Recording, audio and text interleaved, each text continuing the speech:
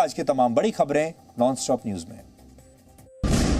गुजरात के deputy CM Nitin Patel ने हिंदुओं को लेकर बड़ा बयान दिया है। गांधीनगर में एक कार्यक्रम में नितिन पटेल ने कहा कि देश में संविधान, धर्मनिरपेक्षता और कानून की बात तब तक चलेगी जब तक कि हिंदू बहुसंख्यक है।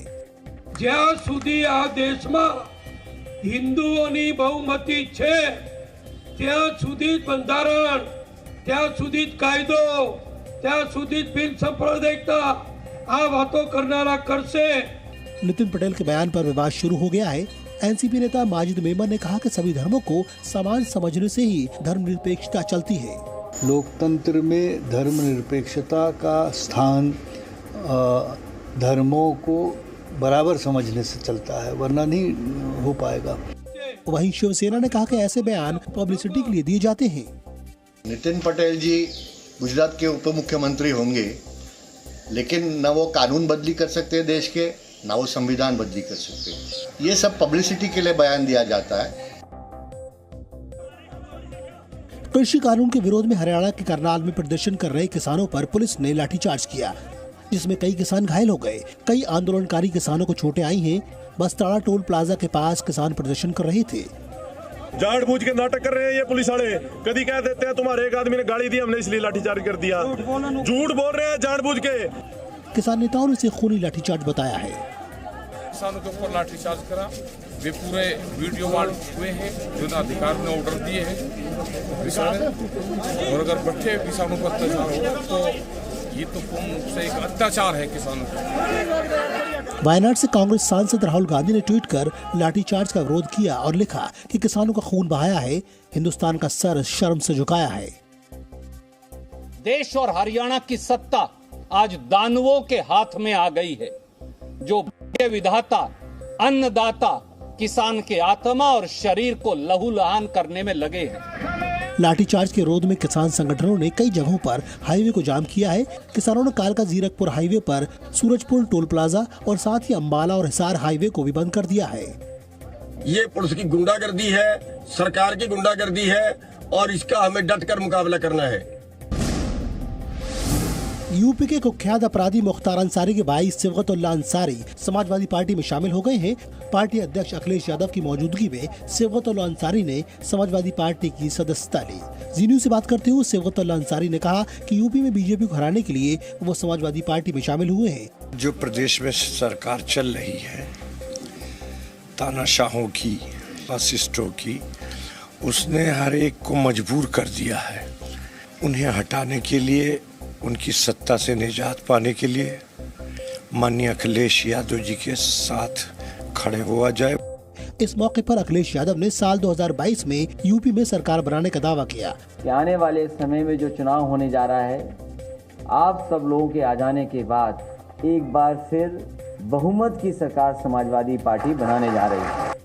सिबगतुल्लाह अंसारी के समाजवादी पार्टी में शामिल होने पर बीजेपी ने निशाना साधा। बीजेपी ने इसे समाजवादी पार्टी का असली चेहरा बताते हुए कहा कि किसी तरह सत्ता हाथ आ जाए, भले ही माफिया मुख्तार अंसारी के परिवार से हाथ मिलाना पड़े, लेकिन उन्हें ये नहीं भूलना चाहिए कि यूपी का मुख्यमंत्री कौन है। अब बिना अपराधियों के सहारे समाजवादी पार्टी की साइकिल आगे नहीं बढ़ सकती है। जान गए हैं कि अब वो बिना अपराधियों के साथ अब नहीं बढ़ सकते आगे, कोई गठबंधन करने को तैयार नहीं है। तो आज उन्होंने मुख्तार अंसारी के परिवार को फिर शामिल करने का काम किया है। वहीं पूर्व कैबिनेट मंत्री अंबिका चौधरी एक बार फिर समाजवादी पार्टी में शामिल हो गए हैं। प्रधानमंत्री नरेंद्र मोदी ने आज पंजाब के अमृतसर के जलियांवाला बाग स्मारक के रेनोवेटेड परिसर का उद्घाटन किया। उन्होंने कहा कि 13 अप्रैल 1919 के वो 10 मिनट हमारी आजादी के चीर गाथा बन गए, जिसकी वजह से हम आजादी का अमृत महोत्सव मना पा रहे हैं। अमृत महोत्सव में आज गांव-गांव में सेनानियों को याद किया जा रहा है, उनको सम्मानित किया जा रहा है। प्रधानमंत्री ने कहा कि आज दुनिया भर में कोई भी भारतीय संकट में घिरता है तो भारत उसकी मदद के लिए खड़ा होता है। कोरोना हो या अफगान संकट, दुनिया ने इसे अनुभव किया है। ऑपरेशन देवी शक्ति के तहत अफगानिस्तान से सैकड़ों भारतीयों को लाया जा रहा है। चुनौतियां बहुत हैं, हालात मुश्किल है, लेकिन गुरु कृपा भी हम पर बनी हुई है। जलियांवाला बाग गोलीकांड में जान गंवाने वाले शहीदों के परिवार इस कार्यक्रम में हिस्सा लेने पहुंचे। इस मौके पर लाइट एंड साउंड शो का आयोजन भी किया गया। जलियांवाला बाग के ज्वाला स्मारक की मरम्मत करने के साथ साथ इसका पुनर्निर्माण किया गया है। यहाँ स्थित तालाब को एक लिली तालाब के रूप में फिर से विकसित किया गया है और लोगों को आने जाने में सुविधा के लिए यहाँ के रास्तों को चौड़ा किया गया है।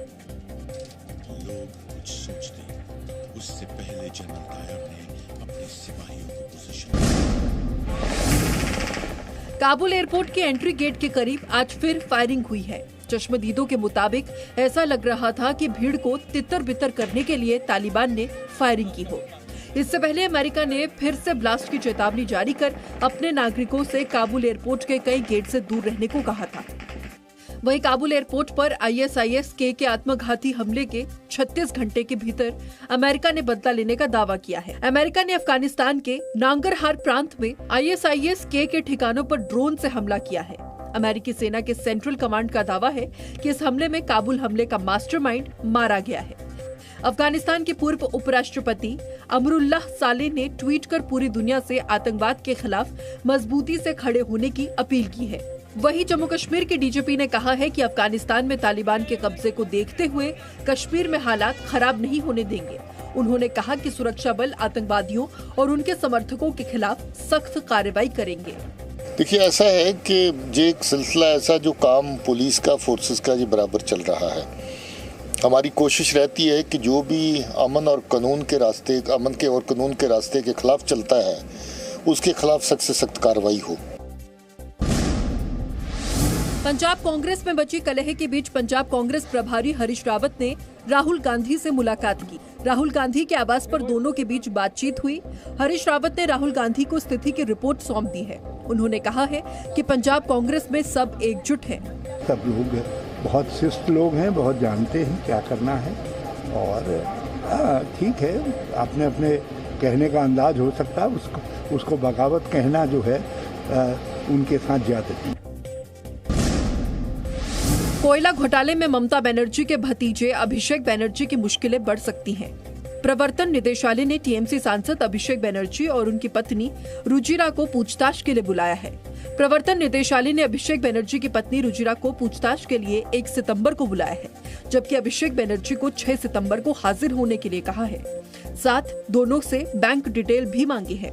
ED के समन पर अभिषेक बनर्जी ने कहा कि वो ED और CBI से डरने वाले नहीं हैं। साथ ही कहा वो त्रिपुरा में चुनाव जीतेंगे। वहीं भतीजे को ED नोटिस पर ममता बनर्जी बुरी तरह से भड़क गई हैं। उन्होंने BJP पर केंद्रीय एजेंसियों के दुरुपयोग का आरोप लगाया।